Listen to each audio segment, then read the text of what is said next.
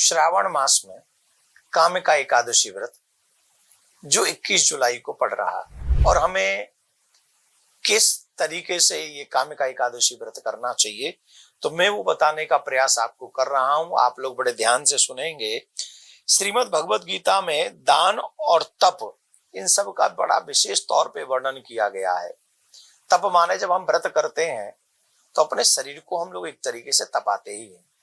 तो श्रीमद् भगवत गीता में ये कहा है, यज्ञ दान तपः कर्मम न त्याज्यम कार्यमेव तत्।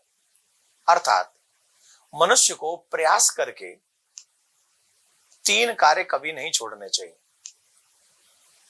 वो 3 कार्य कौन से हैं? बोले एक यज्ञ, एक तप और एक दान। इन तीनों कार्यों से मनुष्य शुद्ध होता है, मनुष्य पवित्र होता है।